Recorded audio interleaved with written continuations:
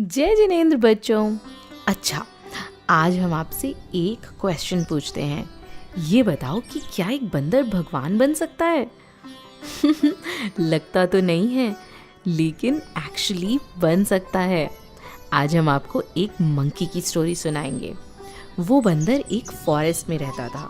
बंदर भाई फॉरेस्ट में रहकर खूब फल फूल खाते थे। एक पेड़ से दूसरे पेड़ पर खूब उछल कूद करते थे। ऊंची ऊंची छलांग मारकर हुआ हुआ करके सबको डराता भी था वो बंदर। उस फॉरेस्ट में कई मुनिराज आते थे और एक ट्री के नीचे बैठकर ध्यान करते थे। तो ध्यान में बैठे हुए मुनिराज को देखकर बंदर बहुत खुश होता था, लेकिन वहाँ पर कभी ऊधम, वहाँ पर कभी शरारत नहीं करता था। एक बार उस फॉरेस्ट में एक राजा वज्रजंग और रानी श्रीमती आए। उन राजा के 2 पुत्र थे, मतलब ही हैड 2 सन जो मुनि बन गए थे। वो दोनों मुनि उसी फॉरेस्ट में आ पहुँचे। तब राजा रानी ने उन दोनों मुनि राजों को भक्ति भाव से आहार दिया।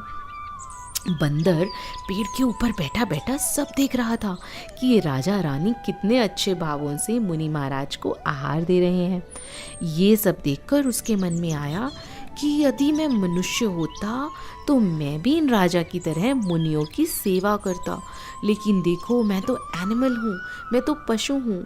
मेरा ऐसा फॉर्चून कहाँ कि मैं मुनिराज को आहार दे सकूँ। आहार दान के बाद वे मुनिराज उपदेश देने लगे। राजा रानी उनका उपदेश सुन रहे थे और बंदर भी दोनों हाथ जोड़कर मुनिराजों की वंदना कर रहा था और वहाँ बैठा बैठा उपदेश सुन रहा था। ये सब देखकर राजा बहुत सरप्राइज हुआ और उन्होंने मुनिराज से पूछा, हे मुनिराज, ये बंदर कौन है? मुनिराज ने कहा, राजा, ये बंदर पूर्व जन्म में नागदत्त नाम का एक बनिया था। उस समय उसने बहुत कपट भाव, बहुत ही गंदे चीटिंग वाले भाव किए थे। मायाचारी करने के कारण ये नेक्स्ट जन्म में बंदर बना। आपको पता है, जो व्यक्ति कपट करता है, मायाचारी चीटिंग करता है, उसको तिर्यंच गति मिलती है। मुनिराज ने कहा, राजा, जिस प्रकार इस भव में हम तुम्हारे पुत्र थे ना, उसी प्रकार इस बंदर का जीव फ्यूचर में आपका पुत्र होगा और भविष्य में जब आप ऋषभदेव तीर्थंकर बनोगे ना, तो ये जीव आपका गणधर बनेगा और मोक्ष प्राप्त करेगा।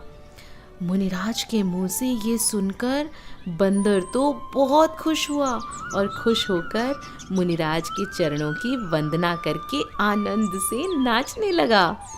बंदर के तो खुशी का पार ना रहा। His happiness had no bounds। वो रोज़ अच्छी अच्छी भावनाएं भाने लगा और वो बंदर मरकर मनुष्य बना। उसका जन्म हुआ भोग भूमि में, जहाँ राजा और रानी के जीव भी वहीं थे। आपको पता है भोग भूमि क्या होती है? एक्चुअली 2 तरह की लैंड्स होती हैं। एक तो कर्म भूमि, भूमि मीन्स अर्थ, लैंड, जहाँ पर हम सब लोग रहते हैं। हम सब लोग काम करते हैं, कर्म करते हैं, पैसा कमाते हैं, इसीलिए इसे कर्म भूमि कहते हैं। और दूसरी होती है भोग भूमि। ये एक स्पेशल जगह होती है जहाँ पर किसी को अर्न नहीं करना पड़ता। वहाँ ऐसे स्पेशल ट्रीज होते हैं जिन्हें कल्प वृक्ष कहते हैं। उनसे हमें क्लोथ्स, फूड एक्सेट्रा सब कुछ मिल जाता है। तो देखा बच्चों, उस बंदर ने कितने अच्छे भाव किए कि वो बंदर मरकर मनुष्य बन गया। एक बार वो सब बैठकर धर्म चर्चा कर रहे थे, तभी आकाश से 2 मुनिराज वहाँ उतरे और उन्होंने अनेक प्रकार से धर्म का उपदेश दिया। मुनिराज के उपदेश को सुनकर उन सब जीवों ने सम्यक दर्शन प्राप्त किया। फिर वो सभी जीव वहाँ से अपनी आयु पूरी करके अपनी एज कंप्लीट होने पर स्वर्ग चले गए और उसके 4 भव के बाद राजा जो थे ना, राजा का जीव बना ऋषभदेव तीर्थंकर और जो बंदर का जीव था वो बना उनका पुत्र, हिज सन, और उसका नाम था गुणसेन। वो इस संसार से वैराग्य को प्राप्त करके भगवान से दीक्षित हो गया और वो बन गए ऋषभदेव भगवान के गणधर। आपको पता है गणधर कौन होते हैं? गणधर स्पेशल मुनि महाराज होते हैं। उन्हें 63 रिद्धिज होती हैं, स्पेशल पावर्स। वो कभी आहार नहीं करते।